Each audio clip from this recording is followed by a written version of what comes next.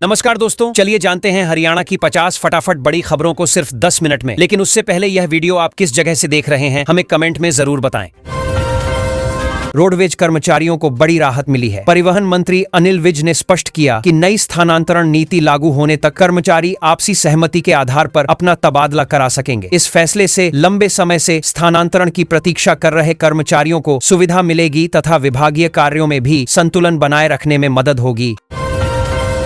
Haryana roadways की सभी कार्यशालाओं और कार्यालयों में कर्मचारियों के लिए मूलभूत सुविधाएं बढ़ाने का निर्णय लिया गया है। अब सभी स्थानों पर पंखों, स्वच्छ पेयजल और महिला तथा पुरुष कर्मचारियों के लिए अलग अलग शौचालयों की व्यवस्था सुनिश्चित की जाएगी। इससे कार्यस्थलों का वातावरण अधिक सुविधाजनक और बेहतर बनेगा। हरियाणा सरकार ने ग्राम पंचायत भूमि से जुड़े नियमों में संशोधन किया है। नए प्रावधान के अनुसार डिप्टी कमिश्नर अब पंचायत की 500 वर्ग गज तक भूमि स्वयं सहायता समूहों को डेयरी यूनिट स्थापित करने के लिए लीज पर दे सकेंगे। इससे ग्रामीण महिलाओं और स्थानीय रोजगार को प्रोत्साहन मिलने की संभावना है। मुख्यमंत्री नायब सैनी ने घोषणा की कि हरियाणा के 5 जिले एनसीआर क्षेत्र में बने रहेंगे। साथ ही 4 नए नमो सिटी विकसित किए जाएंगे और क्षेत्र में आरआरटीएस जैसी आधुनिक परिवहन परियोजनाओं को आगे बढ़ाया जाएगा। इससे शहरी विकास, निवेश और रोजगार के नए अवसर पैदा होने की उम्मीद बढ़ी है।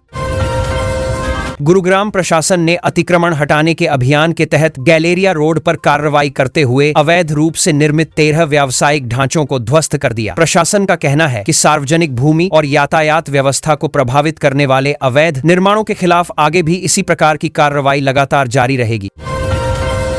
गुरुग्राम में आयोजित एक विशेष कार्यक्रम के दौरान 2700 से अधिक परिवारों को उनके नए घरों की चाबियां सौंपी गईं। लंबे समय से आवास का इंतजार कर रहे लोगों के लिए यह महत्वपूर्ण अवसर रहा। इस पहल से हजारों परिवारों का अपने घर का सपना साकार हुआ और उनमें उत्साह देखा गया। हरियाणा में मानसूनी गतिविधियां तेज होने लगी हैं। बीते दिन 16 जिलों में अच्छी बारिश दर्ज की गई, जबकि आज 18 जिलों के लिए येलो अलर्ट जारी किया गया है। मौसम विभाग ने लोगों को सतर्क रहने की सलाह दी है तथा किसानों के लिए यह बारिश लाभकारी मानी जा रही है।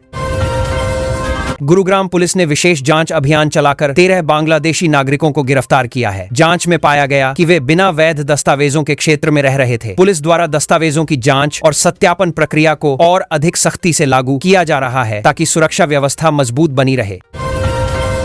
हरियाणा सरकार ने वित्तीय अनुशासन को मजबूत करने के उद्देश्य से सितंबर 2026 तक सरकारी अधिकारियों के विदेश दौरों और बड़े राजनीतिक आयोजनों पर रोक लगाने का फैसला किया है। अनुशासन को मजबूत करने के उद्देश्य से सितंबर 2026 तक सरकारी अधिकारियों के विदेश दौरों और बड़े राजनीतिक आयोजनों पर रोक लगाने का फैसला किया है। सरकार का कहना है कि इससे अनावश्यक खर्चों में कमी आएगी और संसाधनों का उपयोग विकास कार्यों पर अधिक प्रभावी ढंग से किया जा सकेगा। राज्य सतर्कता एवं भ्रष्टाचार निरोधक ब्यूरो ने अलग अलग मामलों में रिश्वत लेने के आरोप में 2 सरकारी अधिकारियों को गिरफ्तार किया है। ब्यूरो का कहना है कि भ्रष्टाचार के खिलाफ अभियान लगातार जारी रहेगा और शिकायत मिलने पर त्वरित कार्रवाई की जाएगी। इससे प्रशासनिक पारदर्शिता बढ़ाने का प्रयास किया जा रहा है। पंचकूला पुलिस ने नशा तस्करी के खिलाफ बड़े अभियान में 19 आरोपियों को गिरफ्तार किया है। कार्रवाई के दौरान भारी मात्रा में नशीले पदार्थ भी बरामद किए गए। पुलिस अधिकारियों के अनुसार प्रदेश में नशा कारोबार पर रोक लगाने और युवाओं को सुरक्षित वातावरण उपलब्ध कराने के लिए अभियान लगातार चलाया जा रहा है।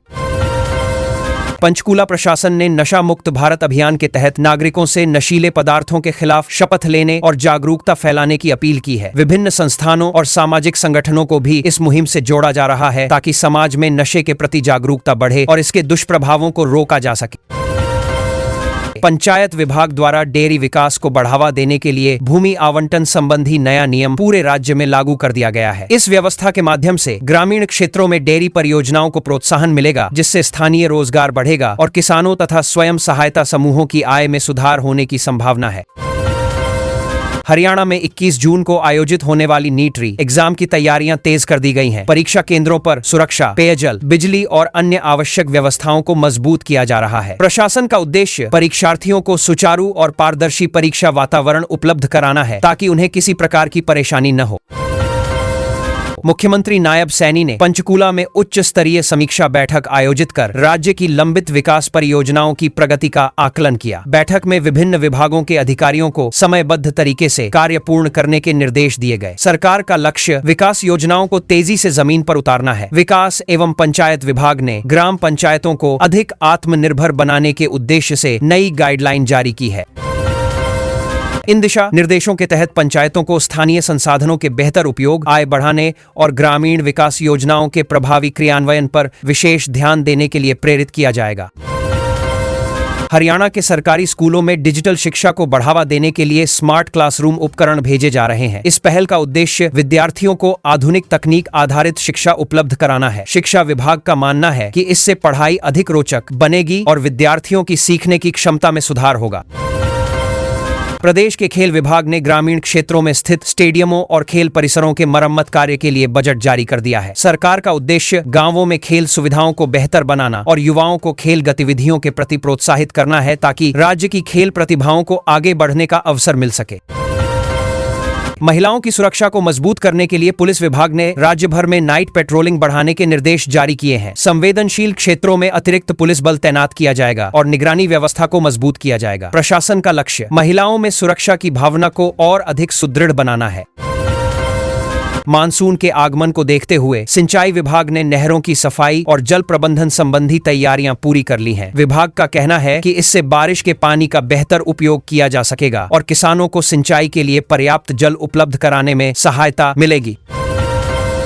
हरियाणा के सभी नगर निकायों को स्वच्छता व्यवस्था और बेहतर बनाने के निर्देश जारी किए गए हैं। सफाई अभियान की नियमित निगरानी, कचरा प्रबंधन में सुधार और सार्वजनिक स्थलों की साफ सफाई पर विशेष ध्यान दिया जाएगा। सरकार का उद्देश्य शहरों को अधिक स्वच्छ और व्यवस्थित बनाना है। राज्य के औद्योगिक क्षेत्रों में निर्बाध बिजली आपूर्ति सुनिश्चित करने के लिए नए सब स्टेशनों की स्थापना की योजना पर कार्य शुरू कर दिया गया है। इस परियोजना से उद्योगों को बेहतर बिजली सुविधा मिलेगी, उत्पादन क्षमता में वृद्धि होगी और प्रदेश में औद्योगिक विकास को नई गति मिलने की उम्मीद जताई जा रही है। पशुपालन विभाग ने डेयरी क्षेत्र को बढ़ावा देने के लिए उन्नत नस्ल के पशुओं की उपलब्धता को आसान बनाने की प्रक्रिया शुरू की है। अनुदानित दरों पर पशु उपलब्ध कराए जाएंगे, जिससे डेयरी व्यवसाय से जुड़े किसानों को लाभ मिलेगा और ग्रामीण अर्थव्यवस्था को मजबूती प्रदान करने में सहायता मिलेगी। महाराणा प्रताप जयंती के अवसर पर हरियाणा के विभिन्न सरकारी कार्यालयों और संस्थानों में विशेष कार्यक्रम आयोजित किए जा रहे हैं। इन कार्यक्रमों के माध्यम से महाराणा प्रताप के जीवन, साहस और राष्ट्रभक्ति से जुड़े विचारों को लोगों तक पहुंचाया जा रहा है तथा युवाओं को प्रेरित करने का प्रयास किया जा रहा है। प्रदेश के विभिन्न जिलों में आज जनता दरबार आयोजित किए जा रहे हैं, जहां अधिकारी सीधे नागरिकों की समस्याएं सुन रहे हैं। इस पहल का उद्देश्य लोगों की शिकायतों का त्वरित समाधान करना और प्रशासन तथा जनता के बीच संवाद को मजबूत बनाना है, ताकि सरकारी सेवाओं की पहुंच अधिक प्रभावी हो सके। गुरुग्राम से एक बड़ी और चौंकाने वाली कार्रवाई सामने आई है, जहां एड ने रहेजा डेवलपर्स मामले में 503 करोड़ रुपए की संपत्ति कुर्क कर दी है और अब तक इस पूरे केस में 1617 करोड़ रुपए की संपत्ति जब्त हो चुकी है, जिससे रियल एस्टेट सेक्टर में हलचल बढ़ गई है और जांच और तेज हो सकती है। हरियाणा सरकार ने औद्योगिक प्रशिक्षण संस्थानों में एक नई पहल के तहत चीनी मिलों से जुड़े विशेष कोर्स शुरू करने की योजना बनाई है, ताकि युवाओं को उद्योग आधारित कौशल मिल सके और रोजगार के अवसर बढ़ें। इससे स्थानीय स्तर पर ट्रेनिंग और इंडस्ट्री के बीच सीधा जुड़ाव बनने की उम्मीद है, जिससे नौकरी मिलने की संभावना बढ़ेगी।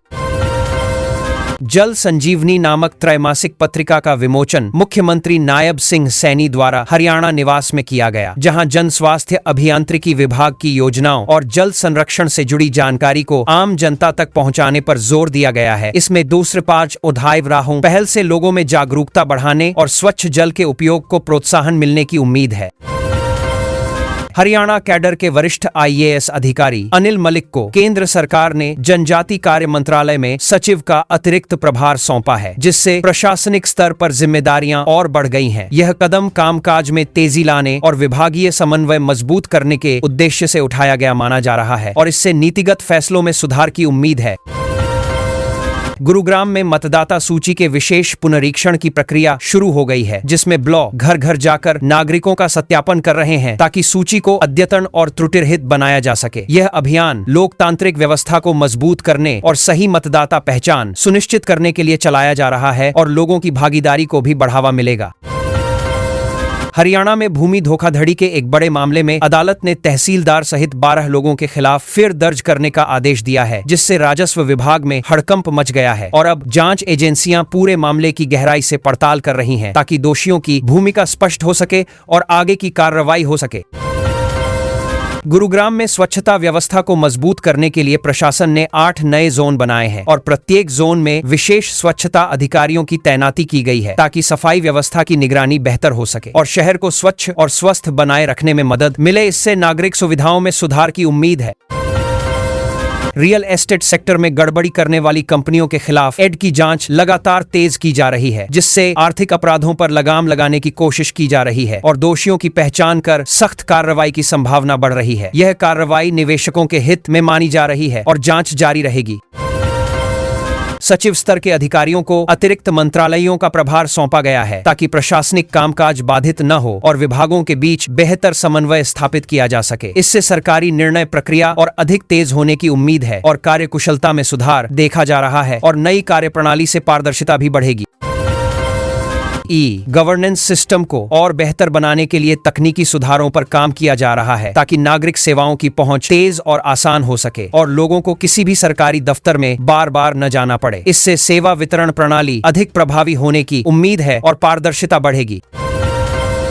डिजिटल प्रणाली मजबूत की जा रही है। उद्योग एवं वाणिज्य विभाग के साथ मिलकर राज्य में निवेश और रोजगार के नए अवसर तलाशने पर जोर दिया जा रहा है ताकि आर्थिक विकास को गति मिल सके और स्थानीय उद्यमियों को प्रोत्साहन मिले। इससे औद्योगिक माहौल और मजबूत होने की उम्मीद है और स्टार्टअप और निवेश को बढ़ावा देने के लिए विशेष योजनाएं लागू की जा रही हैं। गवर्नेंस सिस्टम को और बेहतर बनाने के लिए तकनीकी सुधारों पर काम किया जा रहा है ताकि नागरिक सेवाओं की पहुंच तेज और आसान हो सके और लोगों को किसी भी सरकारी दफ्तर में बार बार न जाना पड़े। इससे सेवा वितरण प्रणाली अधिक प्रभावी होने की आसान के लिए बार से आसान की बात में उम्मीद है और पारदर्शिता बढ़ेगी। डिजिटल प्रणाली मजबूत की जा रही है। कृषि आधारित उद्योगों विशेषकर चीनी मिलों के आधुनिकीकरण के लिए सरकार ने नई योजनाएं तैयार की हैं ताकि उत्पादन क्षमता बढ़ सके और किसानों को भी बेहतर लाभ मिल सके। इससे ग्रामीण अर्थव्यवस्था को मजबूती मिलने की उम्मीद है और रोजगार के नए अवसर पैदा होंगे और कृषि क्षेत्र में तकनीकी सुधार पर भी जोर दिया जा रहा है। राज्य के विभिन्न विभागों के कार्यों में पारदर्शिता लाने के लिए जनता के सुझावों को भी महत्व दिया जा रहा है ताकि नीति निर्माण में लोगों की भागीदारी बढ़ सके और सरकारी योजनाएं अधिक प्रभावी बन सकें। इससे लोकतांत्रिक प्रक्रिया मजबूत हो रही है और डिजिटल प्लेटफॉर्म से फीडबैक सिस्टम को मजबूत किया जा रहा है। सरकार राज्य के विभिन्न क्षेत्रों में जागरूकता कार्यक्रम और सामुदायिक विकास कार्यों को बढ़ावा दे रही है ताकि सामाजिक समरसता बढ़े और लोगों में सहभागिता मजबूत हो। इससे ग्रामीण और शहरी दोनों क्षेत्रों में सकारात्मक बदलाव देखने को मिल रहा है और स्थानीय स्तर पर शिक्षा और स्वास्थ्य जागरूकता पर भी विशेष ध्यान दिया जा रहा है। राज्य में पारदर्शिता बढ़ाने के लिए लगातार निगरानी की जा रही है और हाल ही में करनाल में एसीबी ने रिश्वतखोरी के खिलाफ कार्रवाई कर कई मामलों का खुलासा किया है, जिससे सरकारी कामकाज में ईमानदारी और जवाबदेही को मजबूत करने की दिशा में कदम उठाया गया है और आगे भी ऐसी कार्रवाई जारी रहने की संभावना है। मुख्यमंत्री ने अधिकारियों को निर्देश दिए हैं कि राज्य की सभी कल्याणकारी योजनाओं का लाभ आम नागरिकों तक तेजी से और पारदर्शी तरीके से पहुंचाया जाए ताकि किसी भी स्तर पर देरी न हो और जनता को सरकारी योजनाओं का पूरा फायदा मिल सके। यह निर्देश प्रशासनिक सुधार की दिशा में महत्वपूर्ण माने जा रहे हैं। सरकार स्थानीय युवाओं को रोजगार के लिए तैयार करने के उद्देश्य से तकनीकी और व्यावसायिक डिप्लोमा कोर्स को बढ़ावा दे रही है ताकि उद्योगों की जरूरतों के अनुसार कुशल श्रमिक तैयार किए जा सकें और राज्य में रोजगार के अवसरों में वृद्धि हो सके। इससे आर्थिक विकास को भी गति मिलने की उम्मीद है और नए अवसर बनेंगे। हाल ही में राज्य में कई प्रशासनिक अधिकारियों के तबादले और नई नियुक्तियों की प्रक्रिया पूरी की गई है, जिससे प्रशासनिक ढांचे में बदलाव देखने को मिल रहा है और विभिन्न विभागों में कामकाज को और अधिक प्रभावी बनाने की कोशिश की जा रही है। यह बदलाव शासन की कार्यकुशलता बढ़ाने के उद्देश्य से किया गया है। आज मंगलवार का दिन धार्मिक दृष्टि से विशेष महत्व रखता है और इस दिन कुछ शुभ कार्यों को करने की परंपरा है, जिससे सकारात्मक ऊर्जा और सफलता प्राप्त होने की मान्यता है। यह जानकारी पंचांग के आधार पर बताई गई है और लोग इसे अपने दैनिक जीवन में अपनाते हैं। विशेष रूप से नए कार्यों के लिए शुभ माना जाता है। राज्य के विभिन्न जिलों में चल रही विकास परियोजनाओं की गति और गुणवत्ता की समीक्षा के लिए लगातार बैठकें आयोजित की जा रही हैं, ताकि समय पर कार्य पूरा हो सके और जनता को बेहतर सुविधाएं मिल सके। इससे विकास कार्यों में पारदर्शिता और जवाबदेही दोनों बढ़ रही है और योजनाओं के प्रभावी क्रियान्वयन पर विशेष ध्यान दिया जा रहा है। जल संजीवनी पत्रिका के माध्यम से भूजल संरक्षण और स्वच्छ पेयजल से जुड़ी योजनाओं की जानकारी आम जनता तक पहुंचाई जा रही है, ताकि लोग जल के महत्व को समझें और उसका सही उपयोग करें। इससे जल संकट से निपटने में मदद मिलने की उम्मीद है। भविष्य में जल संरक्षण को लेकर जागरूकता और बढ़ेगी।